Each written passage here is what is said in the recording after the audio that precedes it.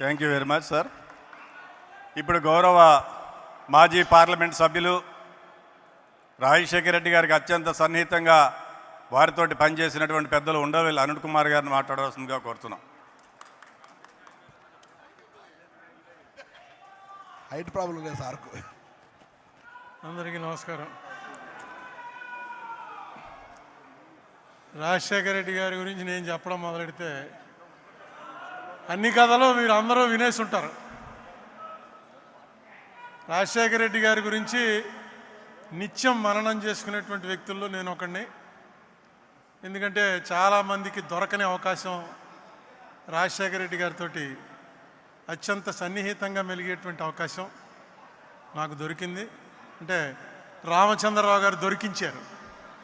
Doctor KVP Ramachandra Rao గారు ప్రధానంగా రాజశేఖర రెడ్డి గారు ఎక్కడికి వెళ్ళినా, ఏ మీటింగ్లో వెళ్ళినా పక్కన నేను ఉండేలా ఈయన చూసేవారు.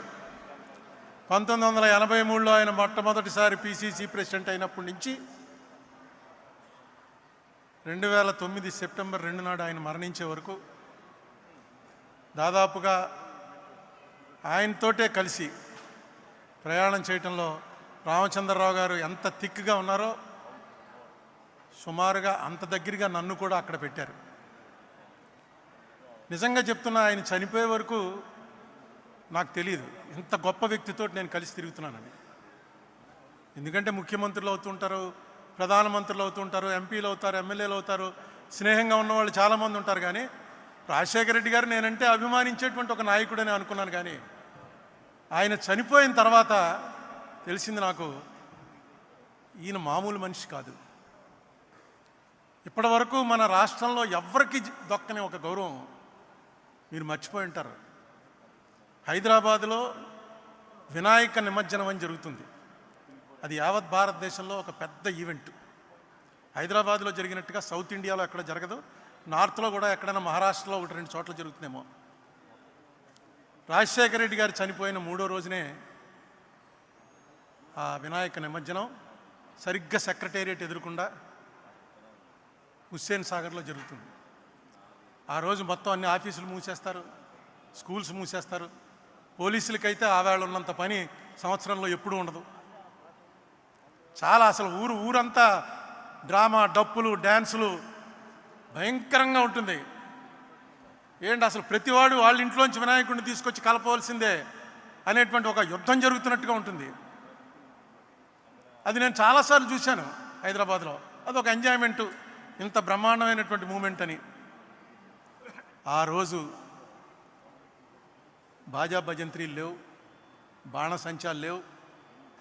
పిన్ డ్రాప్ సైలెన్స్లో నిమజ్జనానికి తీసుకొచ్చినటువంటి ప్రతి బండి మీద వినాయక విగ్రహం 40 అడుగులు 50 అడుగులు ఉన్న ఖైరతాబాద్ విగ్రహం నుంచి ఎవరో అప్పలకొండ అన్నవాడు తన ఇంట్లో పెట్టుకున్న చిన్న విగ్రహం వరకు అన్ని విగ్రహాలతోటి రాజశేఖర రెడ్డి గారి చనిపోయిన ఫోటో, ఆ ఫోటో పెట్టుకుని వచ్చారు. బహుశా ఈ గౌరవం ఎవరికి దక్కదు. ఎందుకంటే అది ఎవరో పెట్టించి ఫోటోలు పంచిపెట్టింది కాదు. పేపర్లో పడ్డవి కట్ చేసుకుని అక్కడ అంటించుకుని తీసుకొచ్చి ఒక మనిషిని దేవుడి దగ్గర అలా పెట్టుకుని ఆయన చనిపోయినటువంటి ఈ సందర్భంలో మనం ఆయనకి నివాళులు అర్పిస్తూ ప్రతి సంవత్సరం జరిపే వినాయక చవితిలా కాకుండా ఈసారి వినాయక చవితిని రాజశేఖర రెడ్డికి ఇద్దాం అని ప్రజల్లో వాళ్ళంతటా వాళ్ళకి రావటం, ఇది ఒక పార్టీ పిలుపు కాదు, లేకపోతే ఆర్గనైజర్స్ పిలుపు కాదు. ఇది బహుశా ఎక్కడా జరుగుండదు. ఆ సంఘటన చూడగానే అనుకున్నాను నేను, రాజశేఖర రెడ్డి అన్నవాడు ఒక మనిషిగా కాదు, దేవుళ్ళో కలిసిపోయాడు. దేవుళ్ళో కలిసిపోవటం అంటే మనం అందరినీ అనుకుంటాం చనిపోయిన వాళ్ళంతా దేవుళ్ళో కలిసిపోతారని. రాజశేఖర రెడ్డి గారి మరణ వార్త విని చనిపోయారని పేపర్లో చూసి ఇది నిజమా, పరిచయం లేని ఒక మనిషి చచ్చిపోతే ఎలా చనిపోతారు, గుండె ఆగి చచ్చిపోయింది, ఆవిడెవరో చచ్చిపోయింది అని పేపర్లో చూస్తుంటే, ఒకటి మా ఊరికి దగ్గరలో ఒక లేడీ చచ్చిపోయినటువంటిది పేపర్లో చూశాను. చూసి ఆ ఇంటికి వెళ్ళాను. ఇంటికి వెళ్ళి వాళ్ళ ఆయన్ని అడిగాను, ఏమండి ఏంటి అసలు మీ ఆవిడకి ఏంటని. అంటే ఆవిడకి ఏదో కొంత ప్రాబ్లం ఉందండి, కానీ రాజశేఖర రెడ్డి గారు చనిపోయిన తర్వాత ఆవిడ భరించలేకపోయింది. ఏంటి రాజశేఖర రెడ్డి గారు మాకు క్లోజేగా, ఏంటి అంత భరించలేకపోయింది, ఏం జరిగింది, ఎందుకు ఆవిడ చనిపోవాల్సి వచ్చింది అంటే ఆయన చెప్పాడు, ఆయన కొడుకున్నాడు అక్కడ 4 ఏళ్ల వాడు. ఈ కుర్రవాడికి హార్ట్ తేడా వచ్చిందండి. మేము ఎఫర్ట్ చేయలేము, మేము తీసుకెళ్ళి అతనికి ఆపరేషన్ చేయడానికి. రాజశేఖర రెడ్డి గారు ఒక స్కీమ్ ఏదో పెట్టాడు, ఆయన మేము కలవలేదు కూడాను. పిల్లలకి ఎవరికైనా సరే ఈ తేడా వస్తే ఆ ఆపరేషన్కి అయ్యే ఖర్చు, అప్పటికి ఇంకా ఆరోగ్యశ్రీ రాలే, ఆ పిల్లవాడికి సంవత్సరం వయసు ఎంతో, ఆ అయ్యే ఖర్చు అంతా కూడా ప్రభుత్వం భరిస్తుందని డిక్లేర్ చేశారు. ఇది ఊహించలేదు మేము. చచ్చిపోయాడు అనుకున్నాం, ఎప్పుడు చచ్చిపోతాడో తెలియదని డాక్టర్లు చెప్పారు. గుండెలో తేడా ఉంది, ఎప్పుడు చచ్చిపోతాడో తెలీదు, ఆపరేషన్కి 4-5 లక్షలు ఖర్చు అవుతుంది, మీరు పెట్టుకోలేరు, అలా ఉన్నంతకాలం ఈ మందులు వాడుతూ ఉండండి అని చెప్పారు. కానీ ఇదేదో భగవంతుడే ఇచ్చాడు మాకు అనుకుని వాడిని ఆపరేషన్ చేయించాం, వాడు బతికాడు, శుభ్రంగా ఉన్నాడండి. ఈ రాజశేఖర రెడ్డి గారు చచ్చిపోయిన తర్వాత టీవీలో వస్తుంది, అమ్మా అన్నా నమస్తే, అమ్మా నమస్తే, బాబు నమస్తే అని రాజశేఖర రెడ్డి గారిది ఆ పాత క్లిప్పింగ్ ఏదో తీసి టీవీలో చూపిస్తున్నారు. ఈ కుర్రాడు 3 చక్రాల సైకిల్ ఎక్కి అమ్మా నమస్తే, బాబు నమస్తే. అతనికి రాజశేఖర రెడ్డి తెలీదు, ఆపరేషన్ గొడవ తెలీదు, వాళ్ళ అమ్మ గొడవ తెలీదు, నాన్న గొడవ, ఎందుకు బతికాడో తెలీదు. ఆ టీవీలో చూసింది సైకిల్ తొక్కుతూ రైమని సైకిల్ తొక్కుంటూను అమ్మా నమస్తే, నాన్న నమస్తే అని అంటుంటే చూసి ఏడ్చి ఏడ్చి బెంగ పెట్టుకుని మేము తీసుకెళ్ళామండి హాస్పిటల్కి. కానీ పని జరగలేదు, పోయింది. కొడుక్కి ప్రాణం పోసిన రాజశేఖర రెడ్డి ఇంత అర్ధాంతరంగా పోతాడని ఊహించలేదు. మేము కూడా అనుకోలేదు, బాధపడుతోంది, ఏడుస్తోంది, కానీ ప్రాణాల మీదకి వచ్చింది అది మేము అనుకోలే. ఆఖరిన హాస్పిటల్కి రష్ చేసేటప్పటికి లేదండి ప్రాణం పోయిందన్నారు. నిజంగా అది మేము కూడా ఊహించలేకపోతున్నాం. ఏ జబ్బు లేదు, వయసు చూస్తే 40 ఏళ్ళు, లేటుగా పుట్టాడు, ఒకడే కొడుకు, వాడు చచ్చిపోతాడా అనేటువంటి దీంట్లో ఉన్నప్పుడు రాజశేఖర రెడ్డే ప్రాణం పోశాడు. ఆ రాజశేఖర రెడ్డి హెలికాప్టర్లో బయలుదేరట, చచ్చిపోవటం కూడా ఒక రోజంతా ఈ రాష్ట్రం మొత్తం ఏడిచింది, పార్టీలు మర్చిపోయి ఏడిచింది. గుళ్ళో, మసీదుల్లో, చర్చిల్లో ప్రార్థనలు చేసుకున్నారు. ఆర్గనైజ్డ్ కాదు, ఎవడ మట్టుకోడు దండం పెట్టుకుని రాజశేఖర రెడ్డిని బతికించే బాబు, ఒక్కటే అడుగుతాను, రాజశేఖర రెడ్డిని బతికించే చాలని. ఇలాంటి చావు బహుశా భగవంతుడు ఎవరికైతే నిర్దేశిస్తాడో అలాంటి వాళ్ళకే వస్తుంది. ఒక మనిషి వెళ్ళిపోతూ ఎంత ఇంపాక్ట్ పెట్టి వెళ్ళాడంటే మన మీద, ఎలాంటి ముద్ర కొట్టి వెళ్ళాడంటే మన మీద, బతికితే ఎలా బతకాలరా అనేటువంటి ఒక మెసేజ్ ఇచ్చాడు.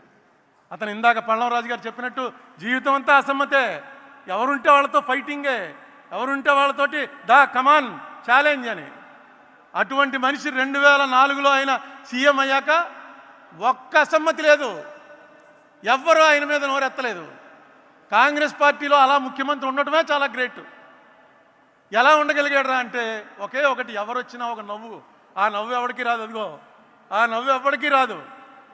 ఆ నవ్వు నవ్వడం, భుజం మీద కొట్టడం. రోజుకి ఎంతమందిని చూసేవాడో తెలియదు మనకి.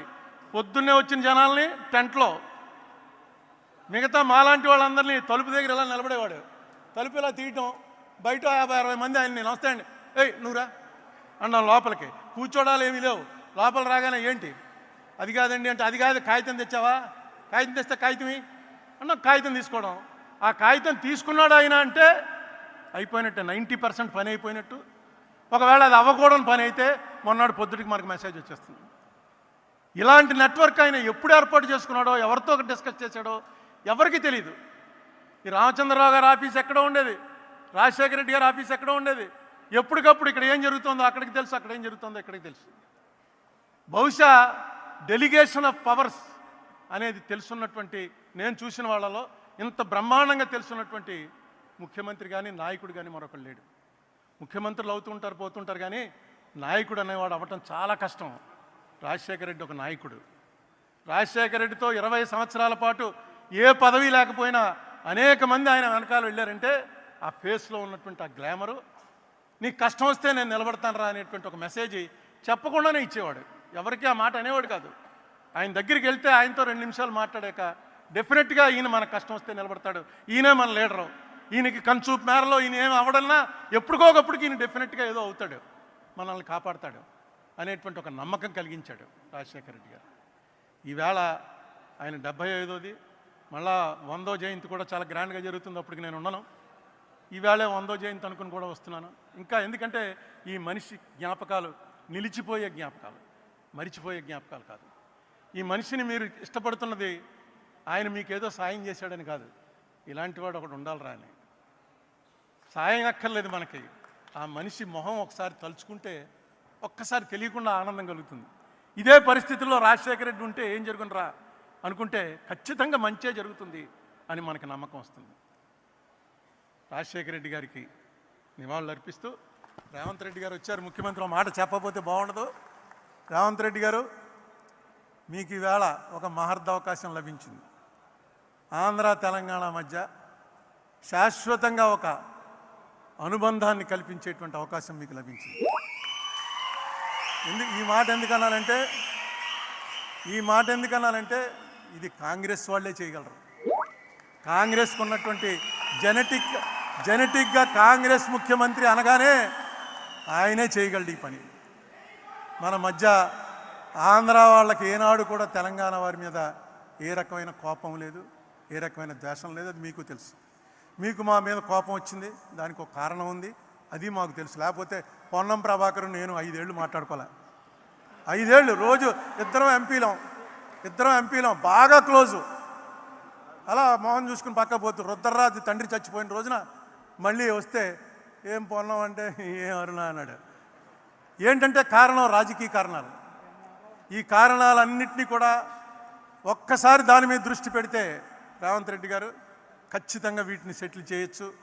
ఆంధ్ర తెలంగాణ ఓన్లీ టెక్నికల్గా 2 రాష్ట్రాలు తప్ప ప్రజలు మాత్రం ఒకటే అనే మెసేజ్ ఇవ్వగలరు. దీనికి ఏం చేయాలో అది అడ్మినిస్ట్రేటివ్గా ముఖ్యమంత్రుల మధ్య మీరు ఏం చేస్తారో అది ఎలాగా చేస్తారు. ఇక్కడ రాజశేఖర రెడ్డి కూతురు కూడా ఉంది, ఆ సంగతి మర్చిపోవద్దు. రాజశేఖర రెడ్డి కూతురు రిప్రజెంట్ చేస్తూ ఏమి చేస్తే ఇక్కడ వాళ్ళకి బాగుంటుందో, ఏది మీకు నష్టం లేకుండా కష్టం కలగకుండా ఆంధ్ర ప్రజలకి ఉపయోగకరంగా ఉంటుందో ఆ ఆలోచన మీకు ఆల్రెడీ స్టార్ట్ అయింది. దాన్ని ఇంకొంచెం పెంచండి. రామచంద్రరావు కేవీపీ లాంటి వాళ్ళు ఎలాగా ఉన్నారు మీకు హైదరాబాద్లోనే ఉంటున్నాడు ఆయన. మీకు ఎప్పుడు కావాలంటే అప్పుడు సహాయపడతారు. ఖచ్చితంగా ఈ క్రెడిట్ మాత్రం రేవంత్ రెడ్డి గారికి దక్కడం కోసమే ఆయన ముఖ్యమంత్రి అయ్యాడని నేను తలుస్తున్నా. రాజశేఖర రెడ్డి గారి ఆశీస్సులు ఆయనకి ఎప్పుడూ ఉంటాయని నమ్ముతూ సెలవు.